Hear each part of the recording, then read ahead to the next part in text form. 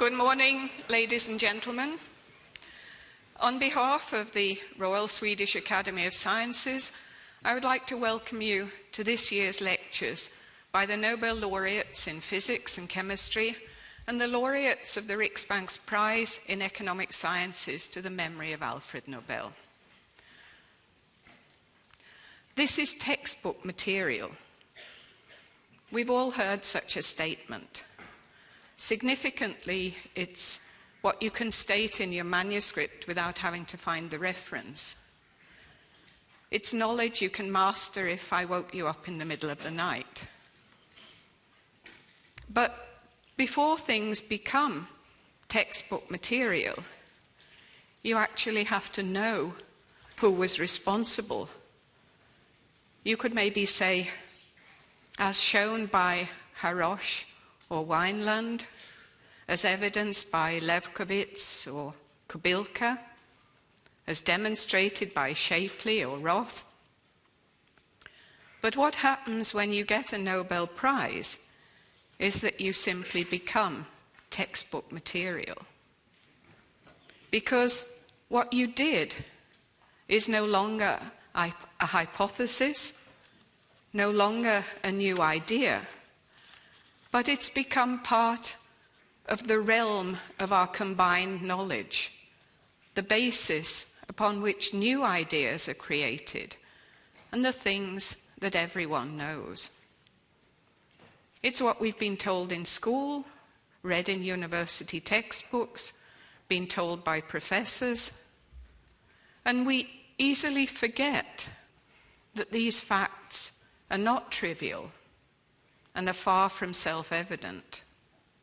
They've arisen from hard work, much thought, insight, much analysis, and much persistence, and made by individuals who were given the gift to formulate new concepts and ideas that were of the kind that have changed our general picture of the world. And yes, the people are duly honoured. They come to Stockholm, and for a few years at least, books will still write that this knowledge, this understanding, emanates from the work of specified people. But the day will come when these facts will become just general wisdom. But we're not there yet, because during these days in Stockholm, we want to make it clear that new insights into the essence of the material world come from real people doing real experiments in real laboratories, some that work, some that fail, and importantly, some that give results not at all expected. Thus, ladies and gentlemen, we will today have the pleasure of following the development of new concepts and ideas by those who have actually made them. Today and in the coming days, we honour those who created and persistently followed up ideas and visions that were new and that have now acquired the status of being worthy of a Nobel Prize, and thus will become textbook material. I would now like to ask Professor Björn Jonsson to present this year's Nobel Prize in Physics and the Nobel laureates in physics for us. Thank you.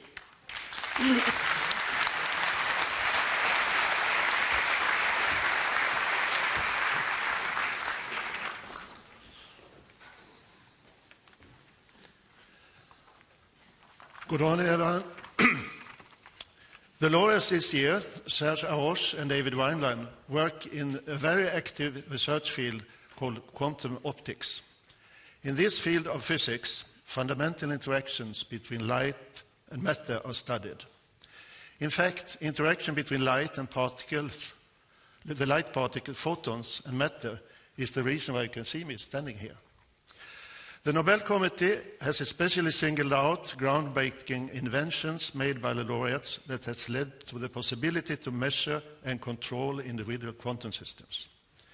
Dreams of such studies have been around since the dawn of quantum physics, but has become a reality first now. Their methods have in fact many things in common. David Wineland traps electrically charged atoms, called ions, controlling and measuring them with photons, which are the particles of light. Serge Haroche, on the other hand, takes the opposite approach.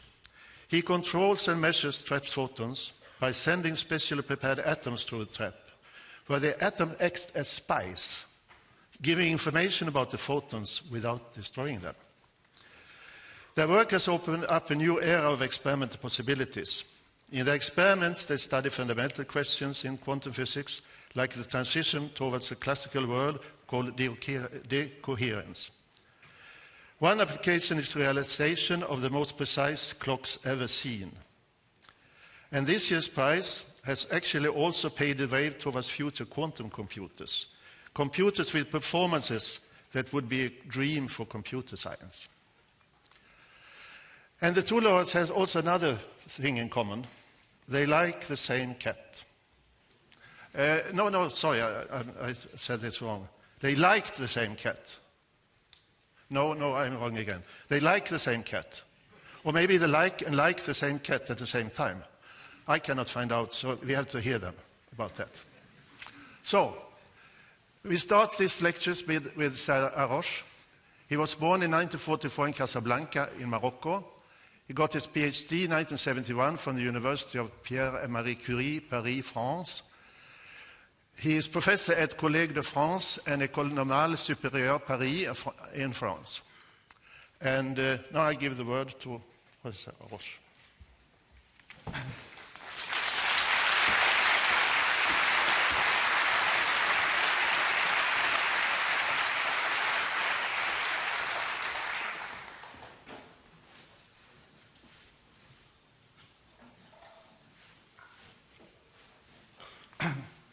Quantum physics has revealed that matter and light can have a particle and a wave-like character at once. Atoms, which are usually described as discrete entities, can also behave as matter waves, and light, which is usually described as an electromagnetic wave, is made of single particle, discrete particles, the photons. This duality has led to a strange world in which atoms and light fields can exist in state superposition, so to speak, suspended between different classical realities. The fathers of quantum physics, which have discovered these laws by observing properties of matter and radiation, which could not be explained by classical physics, were not able, at the time they were founding the theory, to observe directly this strange behavior on particles of light or matter. So they imagined thought experiments. For instance, Bohr and Einstein, in their discussions, imagined that they would be able to trap single particles, for instance, single photons. You see here the famous photon box that Bohr drew when discussing with Einstein, in which a photon would be stored and then released on demand through this shutter. And you see that the experiment was not real, but Bohr drew it with exquisite precision. And you see that there is a clock here which plays an important role in the experiment. I will come back to this later. But at the time they were thinking about these experiments, Einstein, Bohr, and Schrodinger did not believe that such experiments would one day become possible. Of course, they knew, and Schrodinger knew in the 1950s, that single particles could be detected. But the detection occurred by destroying the particles. You see here an example of the traces in a bubble chamber. Also in accelerators, when particles collide, you see the debris of the collision after the particle has been destroyed. So, in fact, it was post-mortem physics. The objects were destroyed while being observed. And Schrodinger put it in a very nice way when he said, it is fair to state that we are not experimenting with single particles anymore, that we can raise ichthyosauria, I'm not sure I pronounce correctly, in the zoo. We are scrutinizing records of events long after they have happened. So particles exist, but it's difficult to have them in a zoo. But things have changed since then, and now we are performing these thought experiments. They have become real, and we can control a zoo of particles, tame them, and observe them. And this has become possible due to the development of new quantum technology. First of all, tunable lasers, which allow us to explore with very high precision the structure of atoms and also to manipulate atoms. You also need fast computers to analyze the data and to take in real time the data provided by the experiments. And in some cases, you need also superconducting technology to have mirrors which will hold the photons, the particle of light, long enough.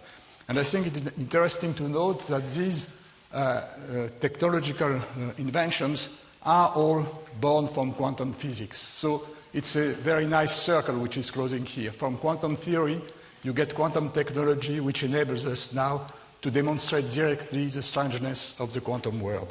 So many experimentalists in the world are now working in this field, called quantum optics or quantum information, and they are able to tame this particle in the real world. This year, Swedish Academy of Sciences, as we just heard, has decided to put this field forward by giving the Nobel Prize in Physics to David Wineland and myself. But I am sure he agrees with me that we are just here as representatives. We are representing a very wide field of physicists, and I am very glad to see that many of them working in labs in the world are here today. It has also been pointed out that the experiments that we are doing in Paris and the one which are done in Boulder are very similar. They are the two sides of the same coin. While Dave in Boulder is manipulating single atoms with photons, we in Paris manipulate single photons with atoms, and we both do it in vivo, as opposed to the post-mortem physics that we were talking about before. Now, just to show you the analogy between these two kinds of experiments, I will show you two figures which are taken from two papers which have been published back to back in 1996. In our group in Paris, we detected the signature of an atom oscillating, an atom coupled to an oscillating electromagnetic field in a trap. And at the same time, in Boulder, Dave groups was observing the same signature from an ion oscillating in his trap. Technically, these oscillations are called Rabi oscillations, but you don't have to know anything about them to recognize that there is a strong similarity between these two kinds of signals. It is at that time, in 1996, that Dave and I and our wives, Claudine and Sedna, became very good friends. And it turned out that Dave and Sedna came to Europe for a conference, and Claudine and I took this opportunity to distract Dave from his research, not really because we wanted to slow him down in our competition, but because I think we wanted to open them to the pleasures of European and more specifically the French vacation concept, which seems to be absent in the United States. So you see here a picture which was taken in the Boboli Gardens in Florence in August 1996, and this is a testimony of the fact that Dave is not always working. But the story about taming atoms and photons started much before, and Dave will tell you about his part of the story. I will tell you about mine, which started in the 1960s. I performed my PhD thesis with Claude Cohen-Tanucci, and I was working at that time on optical pumping experiments, learning that lasers could be used to manipulate atoms, and also on the dressed atom formalism, which is a formalism which quantize the electromagnetic field to understand better its interaction with matter. And I remember that on my thesis committee, one member of the committee, Anatola Bragam, who has a very abrasive mind, asked me, why do you quantize a field? You are working with classical fields. You have zillions of photons. You don't need to do that. I don't remember what I answered to him, but in retrospect, I could have told him, one day, sir, I will be working with a single photon, and then I would need this dressed atom approach. After my thesis, I went for a postdoc with Arthur Shallow in 1992-93, and then I learned to work with dye lasers, which were developing there, and I did quantum bit studies. Quantum bits involve exciting atoms and looking at the time evolution of state superposition. So I started at that time to work on this concept of state superposition. I just want to mention that these two gentlemen got the Nobel Prize in Physics in the year 1987-81, and I remember that 15 years ago I was in this room, but on the other side of the stage, and I am very moved to see that Claude is here today and that we exchange our roles. So it's very nice. So,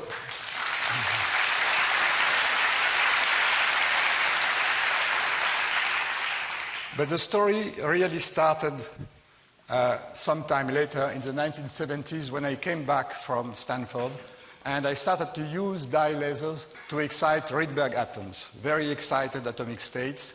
And you know, this week in Sweden is full of surprises. I just met a few minutes ago the grandson of Rydberg, who is attending to this lecture, so I'm very pleased about that. So Rydberg gave the formula which explains the physical the spectrum of these states, and we start to investigate them with our system, which was very simple. We had an atomic beam which was crossed by lasers, tunable lasers, and we were exciting Rydberg atoms.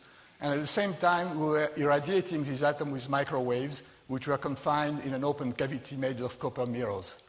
And so we were looking at the microwave absorption, to which these atoms are exceedingly sensitive. So we are very interested in this very high sensitivity.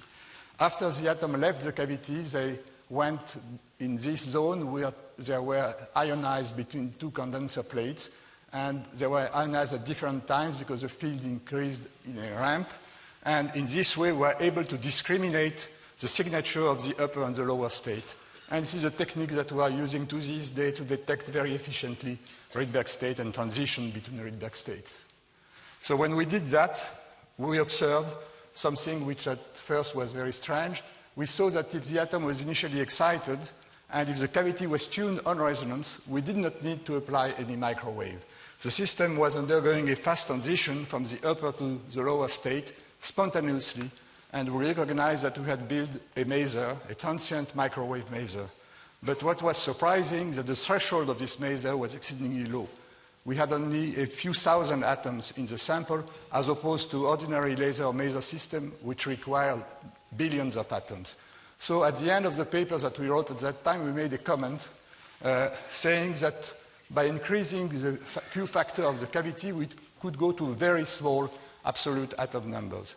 And in fact, it was the start of our hunt towards single particle physics. And this field, which studies the interaction of atoms with fields within cavities, is now known as cavity quantum electrodynamics. So we kept increasing the Q factor of our cavity, and one way to do it was to go to superconducting mirrors. So we replaced our copper mirrors by superconductive niobium mirror at very low temperature, and then we were indeed able to increase the Q of the cavity and to decrease the threshold up to the point where we got single clicks in our detectors, and we observed the fast transfer of a single atom from the upper to the lower level, and which is the transient regime of a maser, and it's an effect which was predicted by Ed Purcell in 1945. But we still were not satisfied because the Q of our cavity was not big enough for the field to be able to stay in the cavity long enough to be reabsorbed by the atoms. And what we wanted to realize is this regime of quantum mechanical oscillation between a two-level atom and a single field mode, which is called now the strong coupling regime of cavity QED. So we went on a hunt to get to the strong coupling regime, which became our holy grail. And we tried to improve the cavity factor. So it was a very exciting time in our lab, and I found a few pictures of this time. This is me with my first two graduate students, Michel Gross and Claude Fab, back to the camera in our office. And here you see Philippe Goua, who is a specialist of solid-state physicist who was working in next lab, and who is a wizard in microwave technology. And he developed all the microwave sources and microwave analyzers that we use up to this day. So his collaboration has been essential to the success of our work. On this last picture, you see facing me, here you have Claude Fabre and Kaluzny, and facing me, Jean-Michel Raymond, I think in 1980. And I'm glad that we stayed together and worked on the same project since then. So we were at a loss to increase the Q of our cavity at that time. Niobium was fine as a superconductor, but it's a very poor material to be machined, and so the surface of our mirrors were not smooth enough, and the photons were scattered out. And so we were trying to do something better when we heard from Munich that Herbert Walter has succeeded to reach our holy grail, getting into the strong coupling of regime of cavity QED. So he achieved that before us, and it was, at the same time, we were very admirative of his work, but we were a little bit worried that we were behind. In fact, he had a very bright idea with his student Dieter Meschede. He replaced the open cavity by a closed cylinder, and then the quality of the inner surface does not matter anymore, and he could increase the photon lifetime in his cavities by 2 to 3 orders of magnitude. And what they built is a micromaser, a device where atoms go through the cavity one by one, and a field builds up in a cavity in a steady state. This micromaser physics has been very successful in the 1980s and 1990s. And Dieter Meschede became a postdoc of mine during the few years I was working part-time at Yale University. And then he came back and became a professor in Bonn, and he's doing now very beautiful experiments on cold atoms and quantum information, and we have been exchanging students and postdocs over the years, and it has been a very fruitful collaboration. But so we witnessed these developments, and we wondered whether we should go to closed cavities, but we still decided it was better to stick to open cavities because this closed cavity had a problem. The photon lifetime is very long, but you see that the atoms have to get very close to the surface of the metal because they have to go through very small holes. And the atomic superpositions are very sensitive to stray electric fields close to the holes. So in this experiment, it's very difficult to control the atomic state and hence the field inside. So we decided we really had to go on with our open cavities. And it took us about 20 years to develop the technology which enabled us to get open cavity with the same kind of Q as these ones. And this led us to the experiments which bring me here today. But to describe these experiments, I think I will switch from the historical description to something which will be more deductive and emphasizing the physics rather than history. But I have to start with the first point. Usually when you talk about detecting light, you use the photoelectric effect. And the photoelectric effect, which was described first by Einstein in 1905, destroys the photons. What you have when photons impinge on a sensitive detector, your retina or a photosensitive cathode, you get clicks which shows that the photons have been there, but the click destroys the photons. So you had a photon, and after the click, you have 0 photons. The photon is gone. So this is not so much different from the brute force experiments I described to you before. In fact, what you're observing with your eyes or with any kind of detector are the debris of collisions of the photon with a photosensitive surface. And this is not what you want if you want to detect photons in vivo. What you want instead is a situation where one click leaves you the photon inside your system, and so that you would be able to repeat the experiments again and again. And this is called a quantum non-demolition measurement, and it was pioneered, the theory of this kind of experiment was pioneered by Vladimir Braginsky back in the 1970s. But to achieve that, you need two ingredients. You need first a non-demolition detector which works without absorbing the photon, but which is sensitive at a single photon level. and you also need a very good box to keep the photons long enough. And so we are back to the photon box that I discussed in the thought experiment of Einstein and Bohr.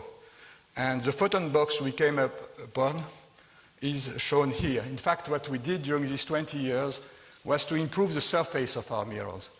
And the Q of the cavity increased progressively. It went into the 100 microsecond domain in the 1990s, which allowed us to do some experiments. And then in the hundreds of milliseconds in the years 2000. And the final idea was to use mirrors, spherical mirrors, made out of copper, because copper can be machined very precisely. And on this copper surface, we sputtered a little bit of niobium. So we took advantage of the mechanical quality of copper and the electrical quality of niobium.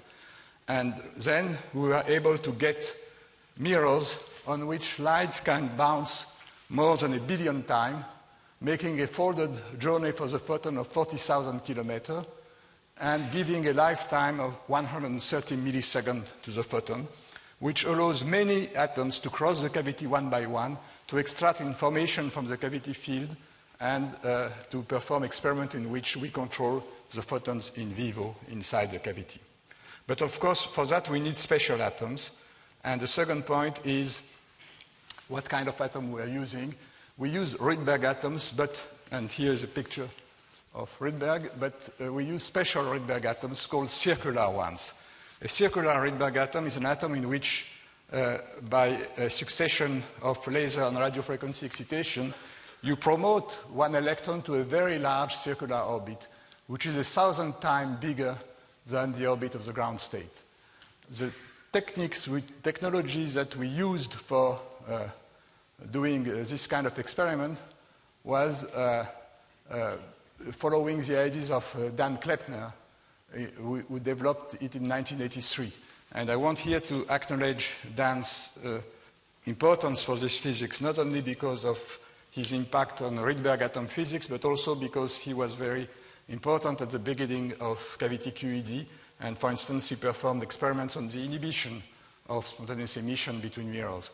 And I think that at the beginning of cavity QED, the microwave domain, both Dan Kleppner and Herbert Walter, who sadly died in 2006, have been really pioneers, and I think they should be acknowledged both in this context.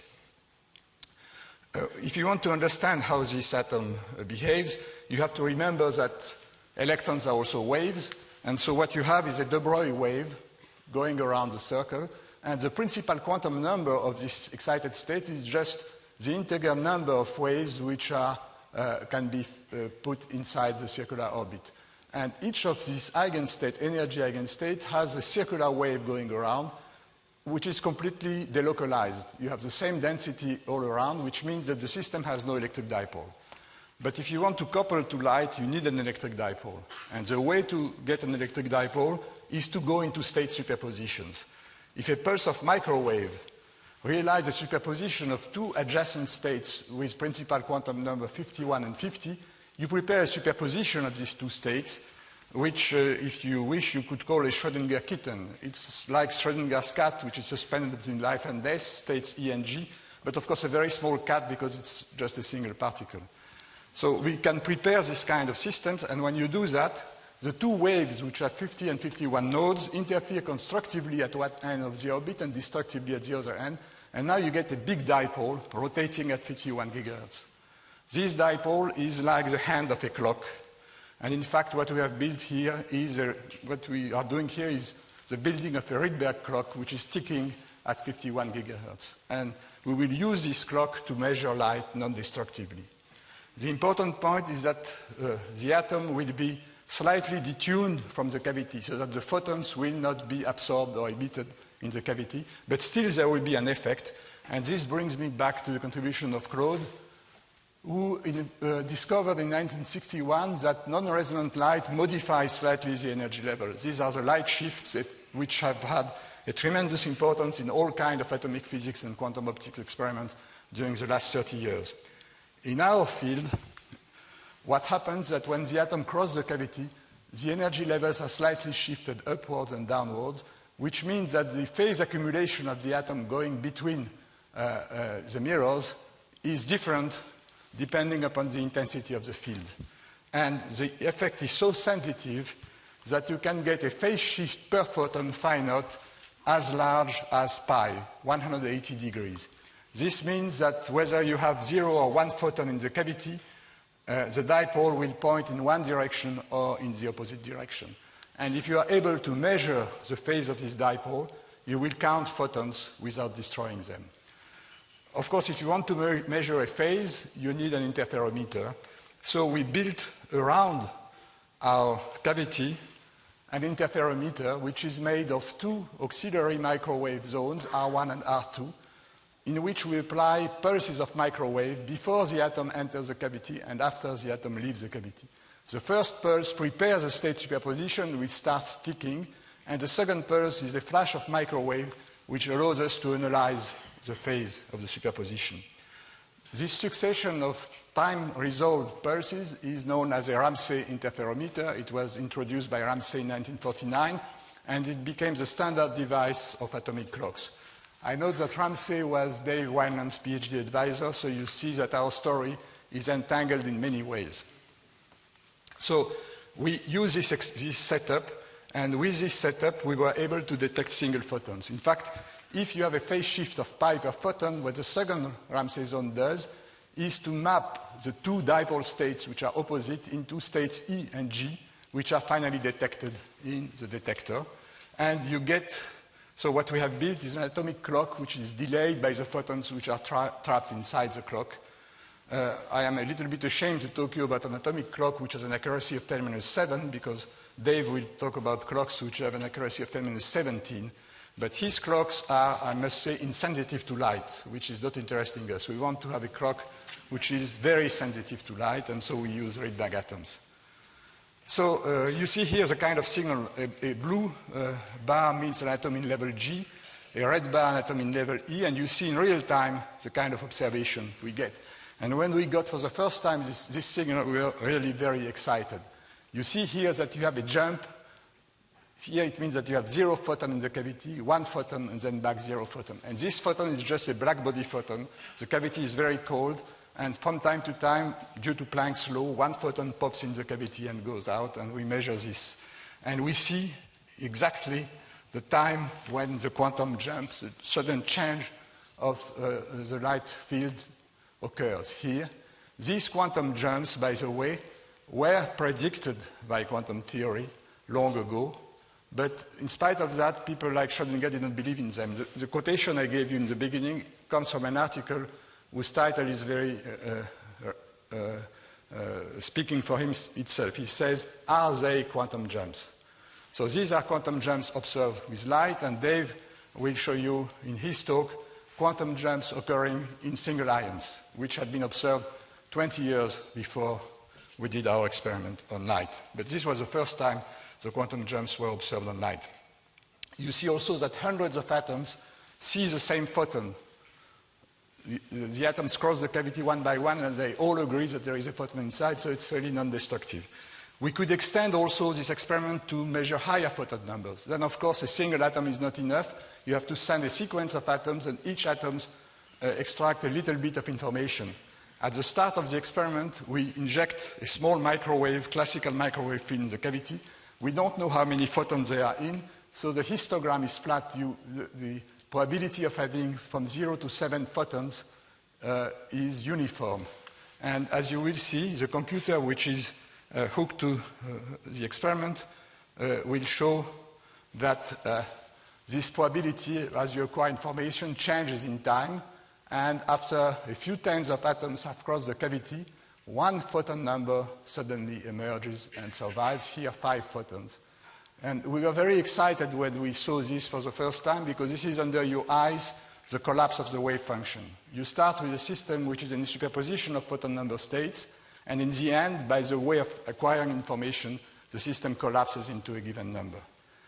These experiments, of course, emphasize the particle aspect of light. As I told you before, maybe first I should add something. We could follow on a longer time scale what happens to the field once it has been prepared in a Fock state. And you see here the quantum jumps of a field initially containing 4 or 7 photons. And very recently, we are able to do something more than that, not only to observe the field, but to react back on the field and to preserve the field into a given photon number. You see here that we can stabilize the field either in a state containing 4 photons or 7 photons. This is called quantum feedback because it is an extension to quantum systems of the classical feedback method which are used to stabilize a classical quantity. You just you observe and correct for changes.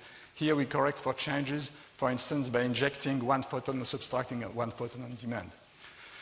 But as I just said, we want now to explore the wave nature of this photon in the cavity.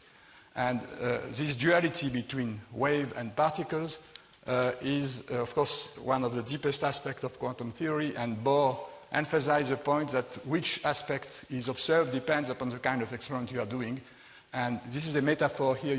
If you can read this ambigram either as light is a wave or as light is a particle, depending upon your state of mind. So I want now, and this ambigram has been drawn by Douglas Hofstadter.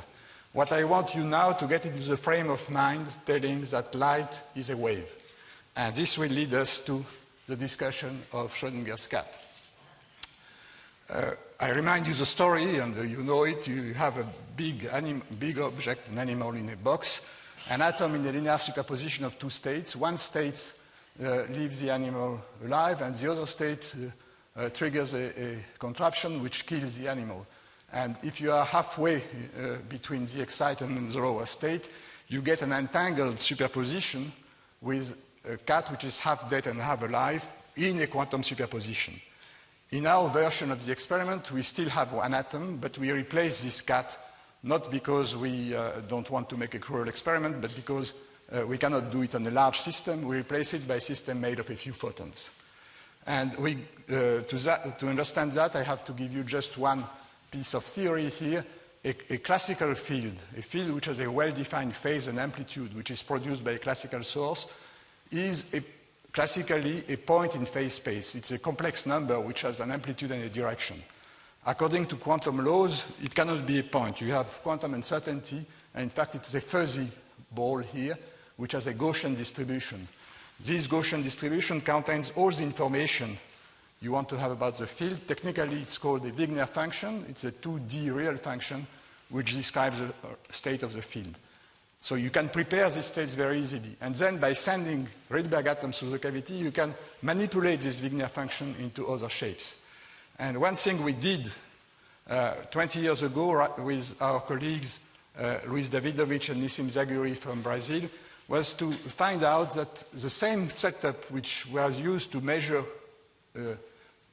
non-destructively the photons could be used with a single atom to prepare a Schrodinger cat state, a superposition of 2 fields of opposite phase. One would be the live cat, the other one the dead cat, and in between, fringes which describe the superposition.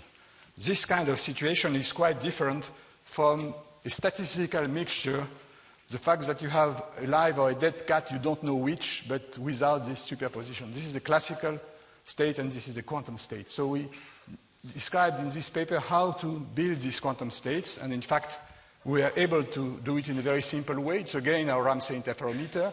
We start by preparing a field in the cavity. Then we send a single atom, prepare it in a superposition of state.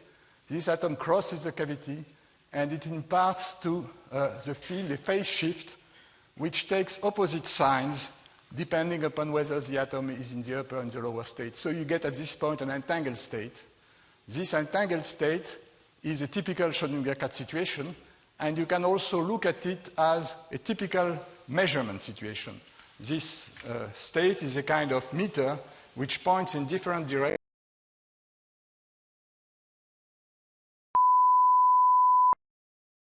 Happens in all measurements.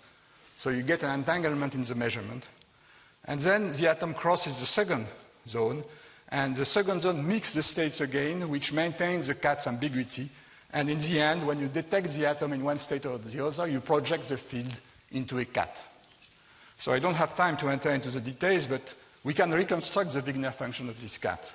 By sending subsequent atoms across the cavity, by a modified version of the QND measurement and repeating the measurement many, many times and many, many copies, we can reconstruct the Schrodinger cat, and this is an experimental cat. You see the two bumps which represent the live and dead animal, and also the quantum interferences in between. This cat has about 2.5 photons on average, and since then we have made slightly larger cats, but you see we are still very far from having a macroscopic system. Furthermore, these superpositions are very fragile.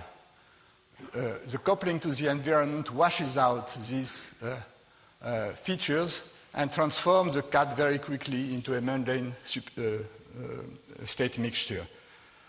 The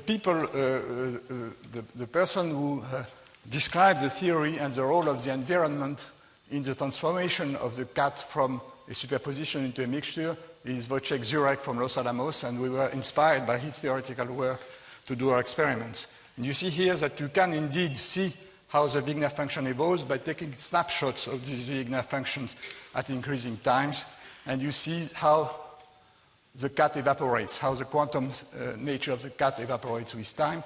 This experiment can be seen as an exploration of the boundary between the quantum world, where quantum state superposition exists, and the classical world. An earlier version of the experiment done 15 years ago with a cavity which was not as good had already revealed that the coherence of the cat decays, and it decays faster when the distance between the two states of the superposition is increased. I think at this point I want to conclude by making some connections with more recent developments. Here I'm talking about Rydberg atoms and microwaves in superconducting cavities, but you have had also very beautiful experiments which started in the 1980s in the optical domain. The cavity is then much smaller, dielectric mirrors, and cold atoms cross the cavity, and the interaction of these cold atoms with these optical cavities or microchips has led to very interesting experiments, the pioneers being Kimball in Caltech and Gerd Rampe in Munich. In other developments, you can replace the cavities by the evanescent field in a whispering gallery mode of a microsphere or a microtoroid, and again, beautiful experiments have been done. In solid-state physics, you can embed quantum dots between Bragg layers and again get cavity QED going on. And last but not least, there have been a very important development lately called circuit QED, in which artificial atoms, which are small circuits with Josephson junctions, are coupled to coplanar lines or 3D photon boxes in the radio frequency domain. And these systems, which are now studied in many laboratories in the world, are very similar to our microwave cavity experiments. And in fact, a lot of beautiful experiments preparing Fock states, Schrodinger cat states, or doing quantum informations are now being developed with this system in circuit QED. I just give you an example. This is our cat in cavity QED, and this is a similar cat obtained at Yale University this year.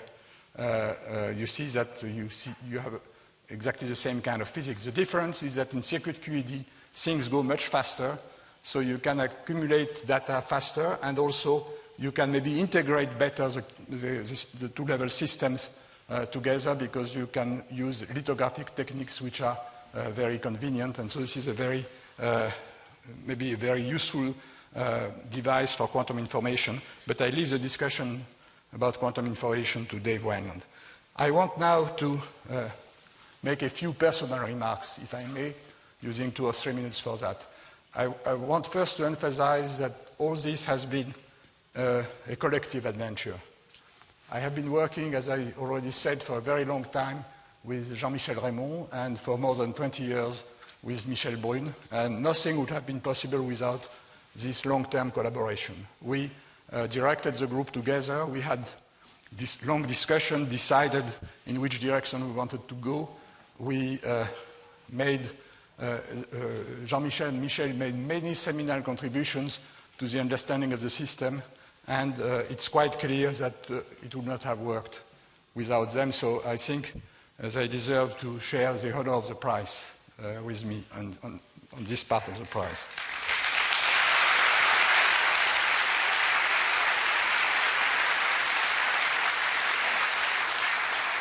I also want to say that, of course, we are not alone. We have counted more than 100 people during the last 30 years students, postdocs, and visitors, and this is the last generation, the people who gathered on October 10th of this year.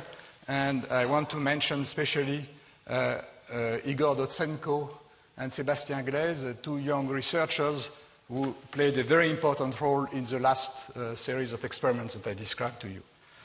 I also want to say that all this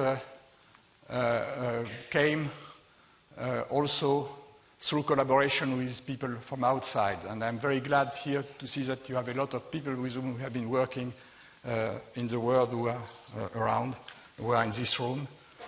I think it's a privilege of our profession, it's not a profession, of our passion, to be able to meet people everywhere in the world who share the same ideals, the same wish to find, by just mere curiosity, new things about nature, and this really has nourished us.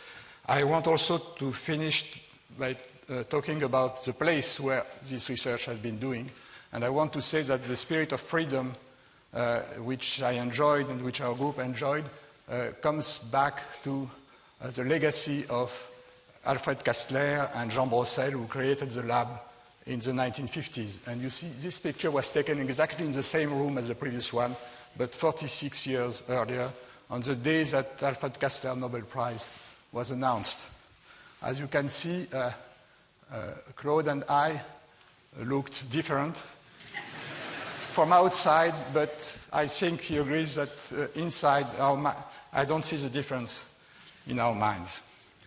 Now, to conclude with even more personal remarks, of course, I have a thought for my parents and for all the people who are no longer here and who have really enjoyed this time.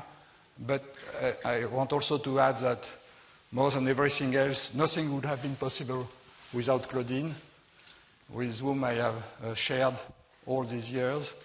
And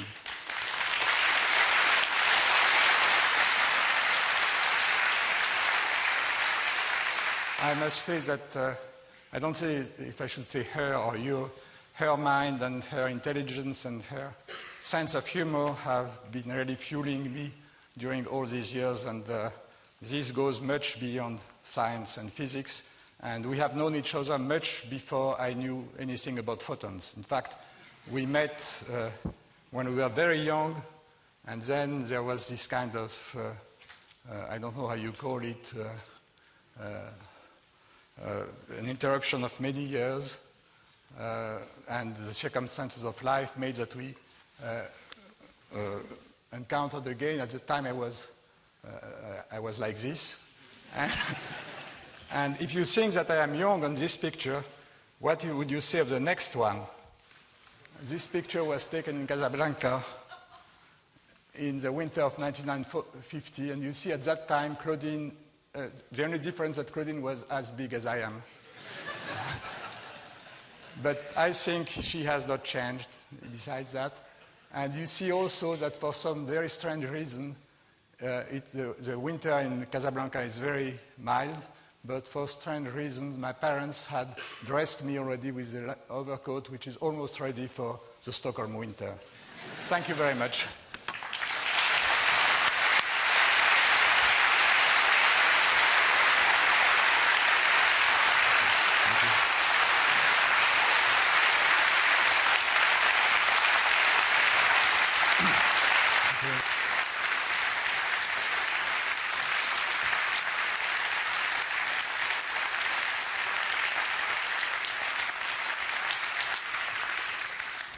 Thank you for a very beautiful and touching talk. And now we continue the program. And the next speaker will be David Wineland.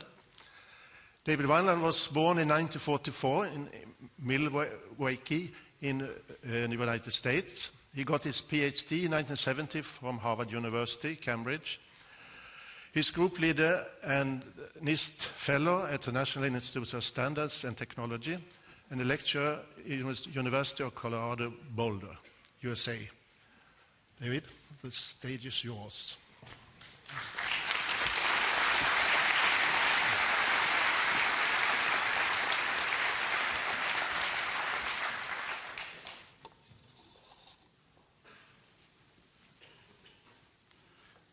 So, well, first of all, I'd, of course, like to thank the Nobel Committee for inviting me here. And I have to say, I think both Serge and I agree that, it's a wonderful honor, but it wouldn't have happened without many great colleagues and also the work of people in many other labs. So you'll hear this a little bit the same story again. This is my version of kind of the Schrodinger cat. So, I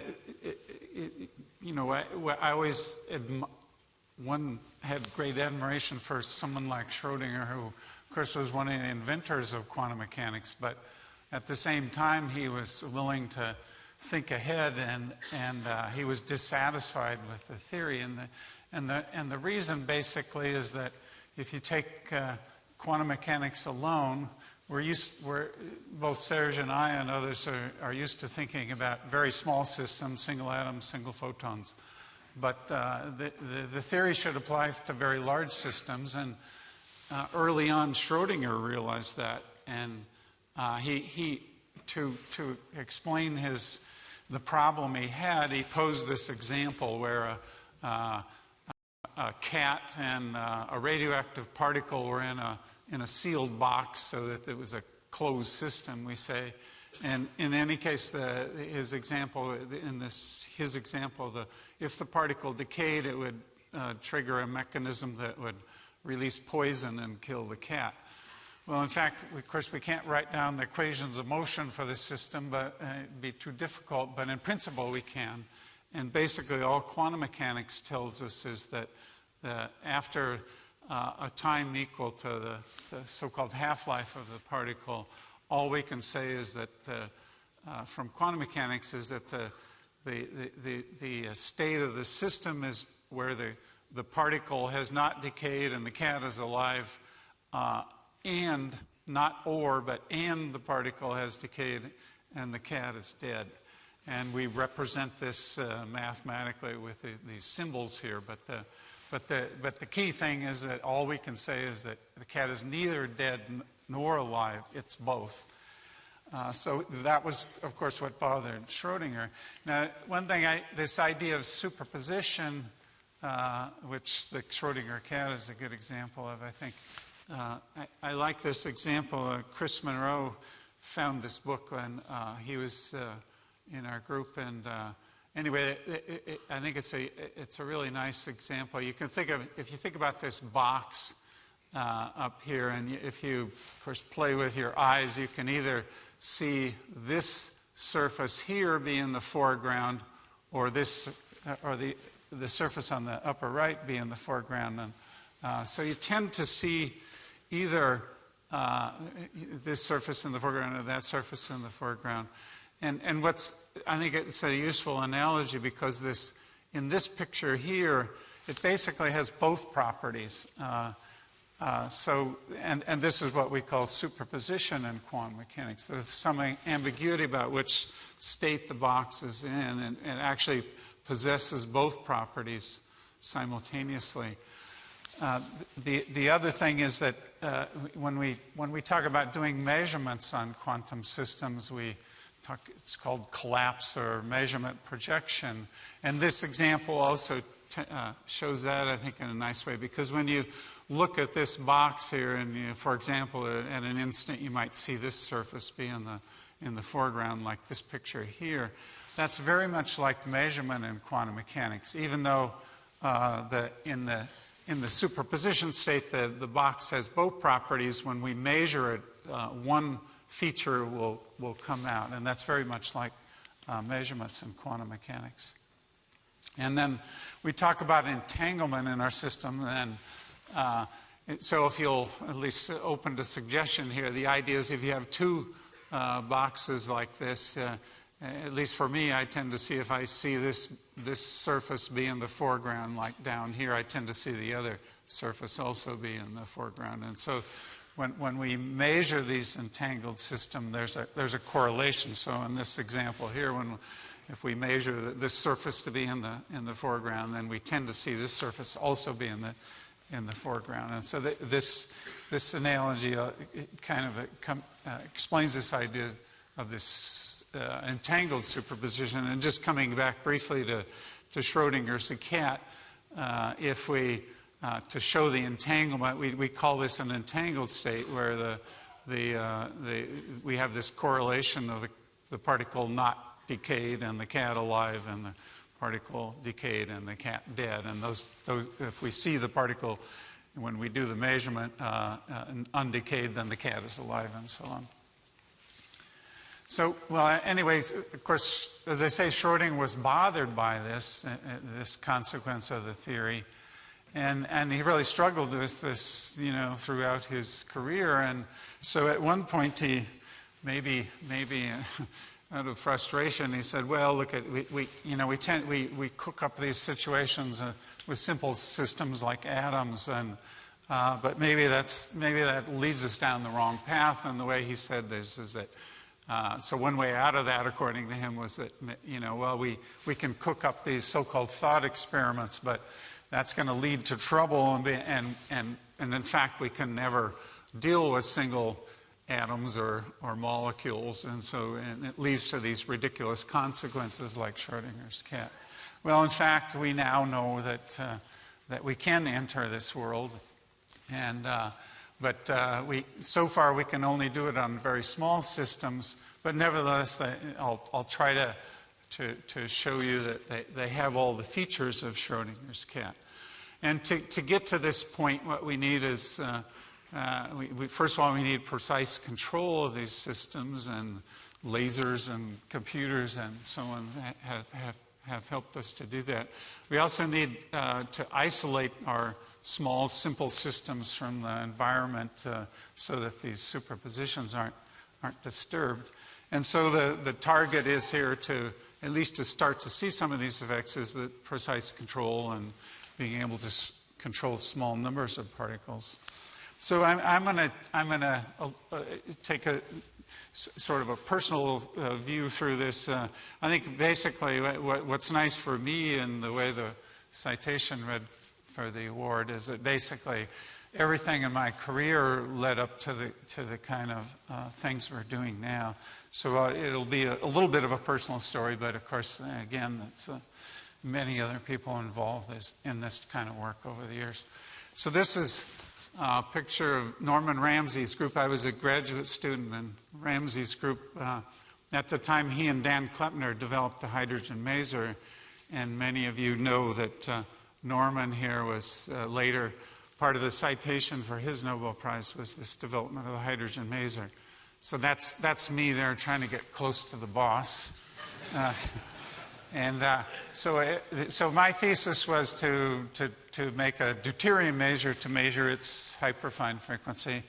And one thing I always muse over is the fact that I'm probably the only person in the universe that has that number memorized.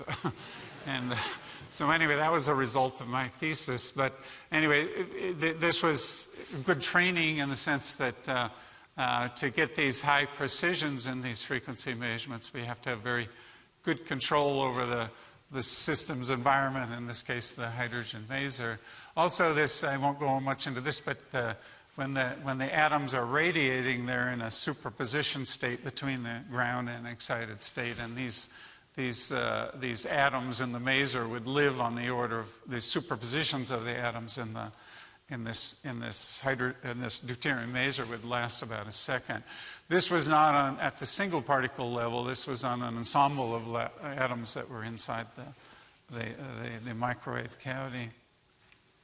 So after getting my degree, I went on to work with Hans Steenmelt, and although he was interested also in atoms, and in this case charged atoms, the focus of his work then was to do experiments on electrons. And during the time I was there, we developed techniques to look at single electrons. So a good picture to have, I schematically show an electrode structure here that holds the electrons, and you can think about them oscillating back and forth. And a good analogy for that system is you can think about a marble in a bowl that the marble rolls back and forth. Another analogy which some of you may get is that if we can think about this system, this charged electron, and inside of this electrode structure, it's mimicked by a so-called tuned circuit, an inductor and a capacitor in series. And if we stick this, then this equivalent circuit into a simple electronic system where if we drive the tuned circuit on resonance, we'll get a current through a resistor which we can read out. And the reason that was interesting to help to try to find or at least isolate single electrons in this experiment is that we could basically drive the oscillations in this equivalent circuit, or this amplitude of the marble in the bowl. And in this experiment here, what we did is we started out with 7 electrons in our atomic bowl, and we drove it just at an amplitude where occasionally one of the electrons would fly out of the bowl, go over the edge, and we'd see this step process in time, and so we'd see the individual electrons leave, and we got down to this last step here that identified a single electron, and then we could go on and do measurements on this single electron. And very briefly then, of course, Hans Demolt and his later colleagues went on to do an accurate measurement of the magnetic moment of a single electron, and in fact this led to Demolt's Nobel Prize, that is this precise measurement of the magnetic moment of the electron. So at the same time, we were also thinking about ideas about how atomic ions might be used for clocks, coming back to my graduate school work. And there was one of the things we would like to do is to reduce the temperature of the atoms, in our case the ions, and so we had some ideas about laser cooling, and at the same time also Ted Hinch and Art Shallow had some similar ideas. They didn't look so similar in these brief write-ups, but they're in fact very closely related. Anyway, after my postdoc work with Hans Demolt, I went to National Bureau of Standards, which is now called NIST, the National Institute of Standards and Technology. So my first task was to help get the atomic beam machine, the cesium beam frequency standard going. Fortunately at that time, my boss, the fellow that hired me, Helmut Helvig, at that time NIST or NBS was pretty much of a service organization, at least the part that did the frequency standards. And so Helmut was very instrumental. He kind of beat on the administration to get us some money to start experiments, first to do the laser cooling, and then from then on apply that to atomic clocks. And so that was really the start of this business in my career at NBS. And anyway, so we did some experiments, and at the same time, Peter Toshek's groups was doing some experiments, and actually Hans Demolt joined them on this. And what's kind of interesting, you'll notice the dates of publication are very close together. We were a little earlier than our paper was published a little earlier than that of Peter Toshek's group, but to be fair, you see that they actually submitted their paper a day early, so I guess you'd have to say they were the first. So one thing that was interesting about this is I think I knew because that they were working on this because I knew Hans Demolt had gone to spend a sabbatical in that group. I don't think they knew we were working on it, so it was really kind of an amazing coincidence that this work was submitted within a day of each other. Anyway, in the experiment in Peter Toshek's group, the evidence for cooling was that they were able to hold the ions into the trap a much longer time based on the techniques I had learned. I told you about the induced currents that we could measure of electrons. In this case, we just looked at the thermal currents of the ions in the trap, and we could, if we turned the laser on, we could see the temperature go down, which was just a measure of these measured by these induced currents, and we could see the cooling effect in that way. So this was our group in '79, not very long after these first laser cooling measurements. And the embarrassing part, I think, at least for me, is I can see I aged a little bit. I must admit, both Wayne Itano, who's here, and Jim Berquist haven't. They don't look much different, but I think Bob Drollinger over here, who's also here, we suffered from the ravages of time, I would say. So anyway, moving on, one of the goals was certainly at NBS NIST was to try to apply these cooled ions for frequency standards. The reason that's important is that we want to reduce what are called Doppler shifts, and one of the more interesting Doppler shifts is the so-called time dilation shift. This comes from Einstein's theory of relativity. If the ions are moving inside this trap, we call it, then time runs slower for them. This is the basis of Einstein's twins paradox. And so the laser cooling would be very important for that, to reduce this rate of time shift. And so that was the importance there. But nevertheless, we also wanted to think about getting the number of atoms we were using in the clock to very small numbers. And the reason for that is just that we can control the environment much better for single atoms or ions than we can for a large ensemble. So what this shows here, that actually the first experiments isolating single ions were these experiments also again in Peter Toshek's group. And they actually made some pictures of single barium ion in this case. Our work was a little bit later. We also went back to the same idea that I showed you with electrons. In this case, we kicked magnesium ions out one at a time by using a chemical charge exchange process. But we could identify the ions at the single ion level. You see here the last step in this picture indicated when we had a single ion.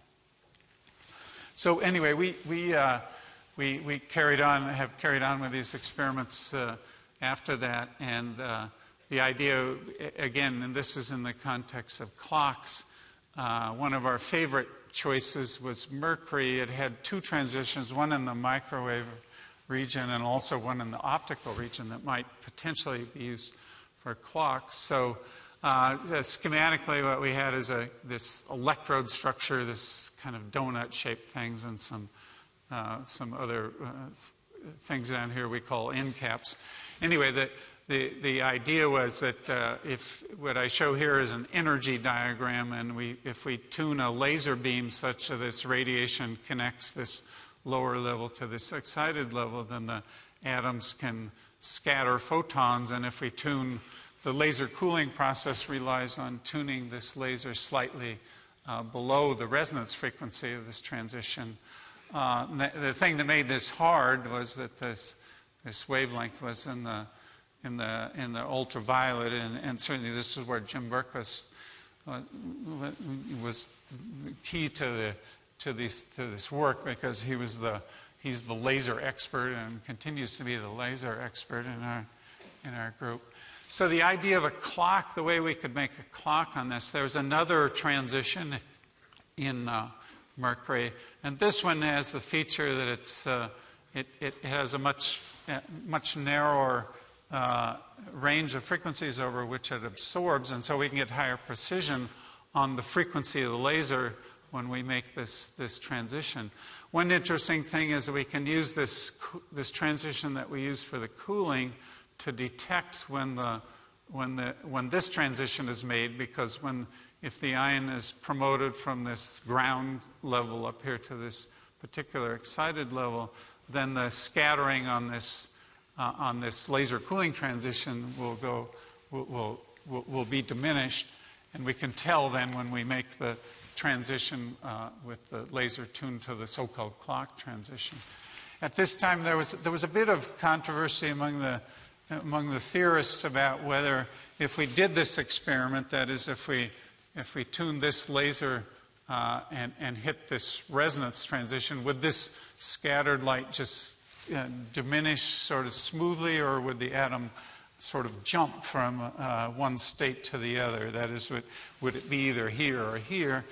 And in fact, the atom does jump when, as indicated by jumps in this scattering. So if we promote the atom up here, then the light just completely shuts off rather than be just diminished. And these, again, the same people. This was now Demont's group and Peter Toshek's group and our group that did some experiments on this about the same time. So I have to. We have much fancier versions of these things now, but this will give you an idea of a little movie we made in '86 showing these jumps. So this shows this same kind of electrode structure. This is the donut here, and the pictures get poorer in quality here. The first, that was the trap just mounted on a penny. This is now looking through a window of a vacuum system, but you can still make out the ring, the donut-shaped structure, and the so-called end cap. And then this picture is taken with an ultraviolet camera, whose quality is pretty poor. You can still see the outline of the donut, the inner part of the donut here. And as the movie goes on, you can start to see the scattered light from, in this case, this single mercury ion. And what we're doing here is we're tuning the cooling laser closer into resonance so the atom will scatter more and more photons. But while it's changing state, you can start to clearly see the atom blinking on and off. And when it's not scattering, that means it's in that upper right-hand level. And you can clearly see these so-called quantum jumps. So from this work, we wanted to go farther. This was a way to detect the quantum levels, of course, that were affected by the lasers, but we also wanted to control much finer level the levels of motion of the ion in the trap. So if you expand this black line here, basically the classical picture again of the ion in the trap is this marble in the bowl, but in the quantum picture, what we need to think about are the energy levels, the ground energy level when the atom is closest to rest that we can get it, going on up with so-called excited states and of the quantized motional. Now the gap between the ground and the first excited state of the motion is about 8 orders of magnitude, about 100 million times smaller than the gap for the energy of the photons that are driving the laser transition. So we had, of course, had to have much better control to be able to control down to the quantum levels of the motion. So what this picture shows is if we tune this laser such that when we drive this so-called electronic transition, if we tune the frequency of the laser so that the motional energy state doesn't change, then we can see a feature here. What this shows is the probability of seeing fluorescence, and of course when we hit the transition, then the probability of seeing the scattered light goes down, and which is why you see these dips here. Well, we can also tune the laser so that if we start in this n = 2 level, we can change the electronic level and also increase the motional quantum level by 1, which is indicated by that feature there. We can also do the other side, and if we go drive the electronic transition and also decrease the motional state by 1, that's indicated by that picture there. So anyway, we could start to see these kind of quantum features in the motion. And one interesting thing, we could use this so-called, these sideband features to do a further kind of cooling. In this case, first of all, the conditions were such that if after the atom was excited to this upper manifold of states, when it decayed, the conditions were such that it would decay back down without changing its quantum number. So the idea of this further cooling was that we would excite on this so-called red sideband, the lower frequency transition. So if we started here, we would decrease the motional quantum number by 1, then we would let the atom decay, and we would repeat this process so that if we excited then there, it would eventually come down to that level. And the interesting thing, of course, is that when we get down to this lower level, then there's no excited energy level, motional energy level for the atom to go to, so the scattering stops. And that was then an indication. What you're seeing on this right-hand picture, this feature here collapses down into this feature here, and similarly this one represents one here. And you can see a big asymmetry now in these features, and the fact that this so-called red sideband is disappearing means we're predominantly in this situation here where we don't get any absorption, and the atom then indicates the atom's in its ground motional state as well. Well, anyway, let me just come back a little bit to the clocks. We got with the cooling and trapping, laser cooling and trapping, we could reduce these Doppler shifts, and taking some other care to reduce other perturbations to the system. Jim Berquist is the main person that has led this work, and this really started in 1981, and his experiments on mercury were actually the first clocks to exceed the performance of the cesium beam frequency standards. And nowadays we all think about optical clocks rather than microwave clocks in terms of high performance. Anyway, so around 1995, these ideas of quantum information processing, more commonly referred to as quantum computing, came around.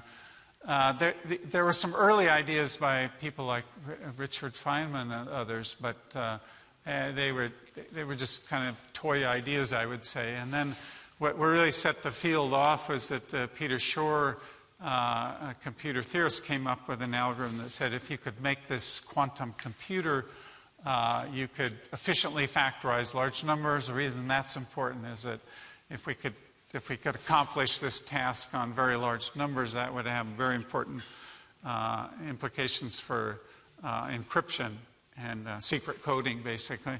Anyway, not long after Peter Shor described his algorithm, actually Art de Record, who was already an accomplished person in doing quantum communication, came and gave us a lecture to the atomic physicists on this, presenting these ideas of quantum computation.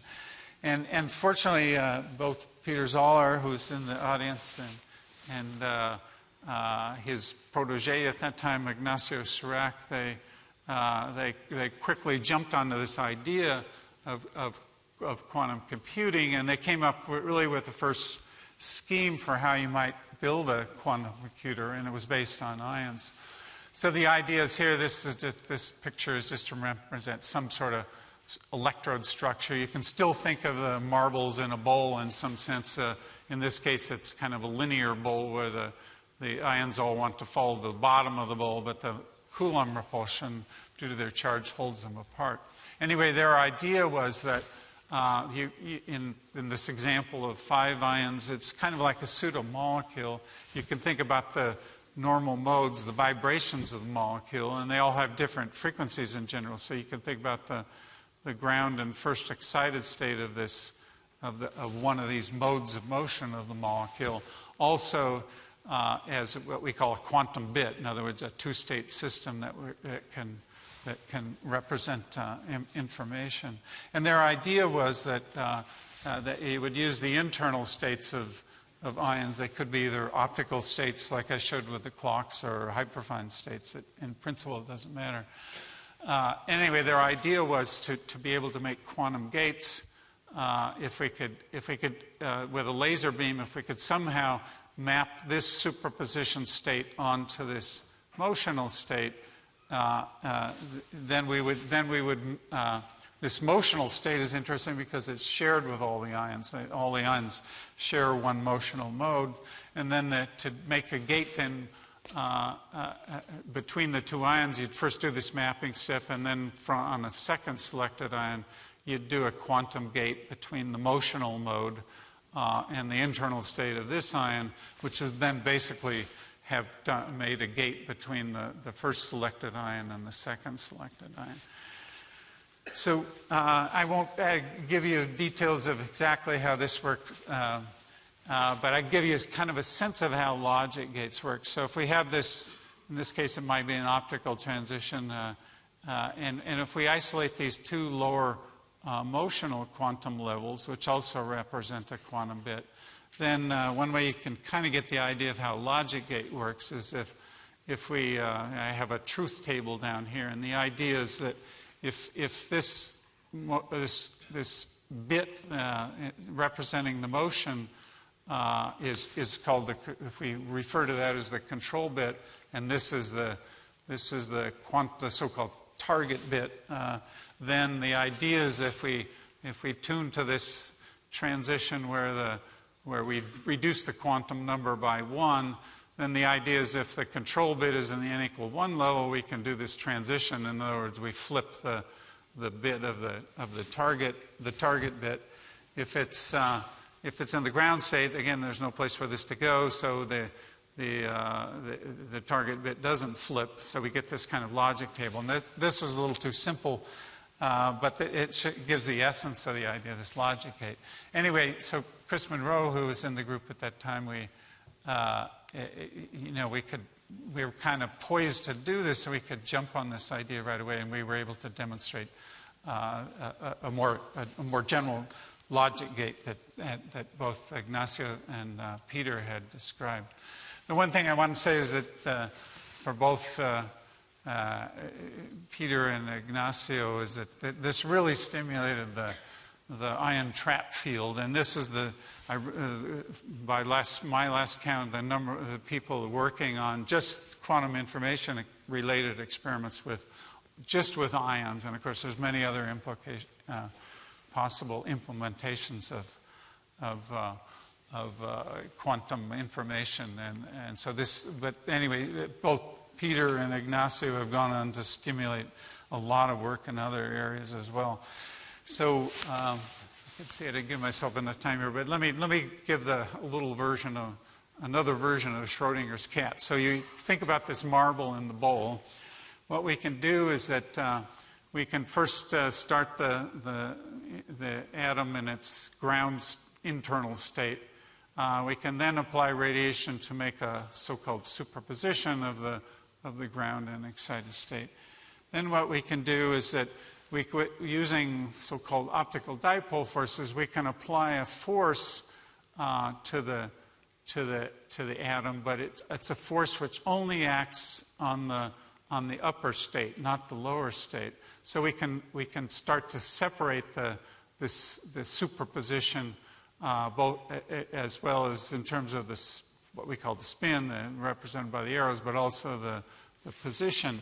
So we can apply a beam that starts to push the up component, and it's oscillating back and forth, and then we can flip the spins, and then we apply the same force again, but we can apply it with a little bit different phase, and we can realize the situation then where a marble is at some instance of time, it's both on the left side of the bowl and right side of the bowl, correlated with the direction of the spin. In other words, the internal energy state. And we would say this is very much like Schrodinger's cat, in that we have a more classical-like property, the separation of the marbles or the positions of these states in the bowl correlated with a microscopic property, that is the internal state of the atom. So this is a picture of the trap we used.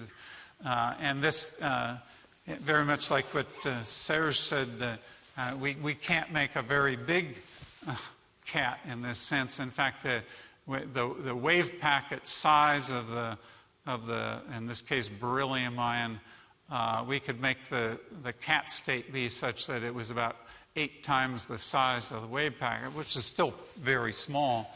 And in fact, after this paper was written, we got a comment. There was a comment in letters to the editor, and we called a Schrodinger kitten. But this fellow Andrew Algren said that well, even that's too big to call it anything like a Schrodinger cat, and so he says call it a Schrodinger furball. And I think what I took from this was I think this is interesting because I think it does have all the same features as Schrodinger's cat, and if it's not big enough, how do you define big? And I think none of us know how to define big. That is, where does the classical behavior overtake this quantum behavior? And I think none of us know the answer to that. So let me just say briefly that this subject goes on in a big way now. There's many people working on it. Certainly in our lab, Didi Leibfried led a lot of the early algorithm demonstrations and continues to do that. One of the things I think most physicists are looking forward to is the idea that these simpler systems, forget factoring big numbers for a minute, just even small numbers of particles may be able to simulate other systems of interest. And one thing that several groups are thinking of is I talked about these oscillations of the marbles in the bowl, and you can think of those as oscillating dipoles. Those can mimic magnetic spins in a solid, and so this is a picture of John Bollinger's experiment where he has an array of ions in a hexagonal structure, and this can simulate some interesting spin systems in condensed matter. And certainly at the moment, the best performing quantum computer, you might say, is that of Rainer Blatt's group in Innsbruck, and they're able to actually, at least on a small scale, make a real quantum computer. So far, we can simulate this quantum computer on a classical computer, but I think we're all feeling now we're getting to this threshold where we're going to get to systems that we can't simulate on a normal computer anymore. That is, we're really going to be able to use this quantum computer. And of course, there's many, many more people working on this, as I indicated. Since I know I'm running long, let me just say briefly, we've gone on to use some of these ideas, these simple quantum information ideas in our clocks.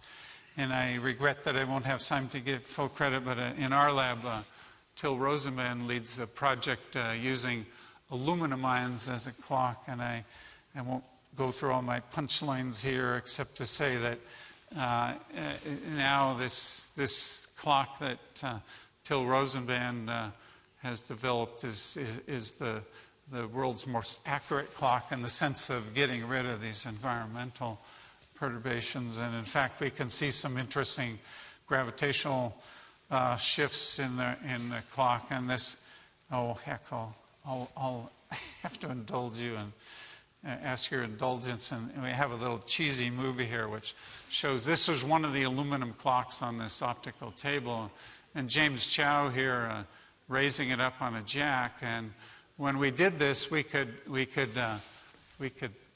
measure the so-called gravitational redshift, gravitational potential redshift in this experiment. And by raising the table about 33 centimeters, we would predict a shift like this, and we measured, at least within the air, or something like this. And this may lead to a new kind of way to measure, to do geodesy, and we're looking towards that. So let me I will stop now. Sorry about that. Anyway, I do want to, again, I think, want to thank my local colleagues, John Bollinger, Jim Berquist, and Bob Drollinger, and Wayne Natano, and I have been together around 30 to 35 years, and we're still working together. And more recently, Dee Dee Leibfried and Till Rosenben have joined us, and Chris Monroe was really instrumental in these experiments that I briefly described. And of course, it's really hard to give proper credit, but we've had over 100 students, postdocs, and visitors over the year, and certainly we've enjoyed really, really good support from our bosses. And particularly, I want to acknowledge Catherine Gebbe, who's the head of the lab. She's my boss's boss, and she's been very supportive of this kind of work. And I think certainly her success is maybe partly measured by me, but also Bill Phillips and Eric Cornell, Jan Hall, who also received Nobel Prizes. She has been the lab director during that time. And finally, of course, it's been a nice, have nice friends along the way, and including Claudine and Serge. This is my wife, Sedna, and we've certainly enjoyed their friendship over the years. And sorry to go so long, but thank you.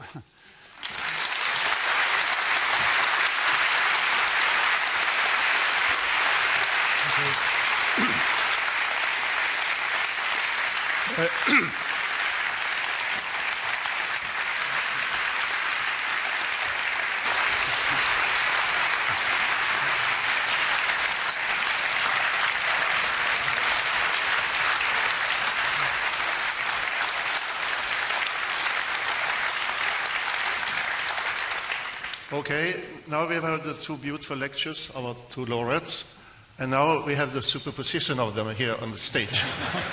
So if there is some urgent question, please ask. If not, you can meet them in the intermission. Is it some question? Over there, yes? Is there a microphone? Yeah, Bill. Perhaps I can just shout. Yes? So I would like to ask each one of you, because both of you mentioned Schrodinger as being suspicious of this whole idea of doing experiments with single particles. Yet he, of course, was the originator of the idea of the Schrodinger cat. Were others of the founders of quantum mechanics equally suspicious of the idea of single particle experiments, or was it something unique to Schrodinger, and what was his problem?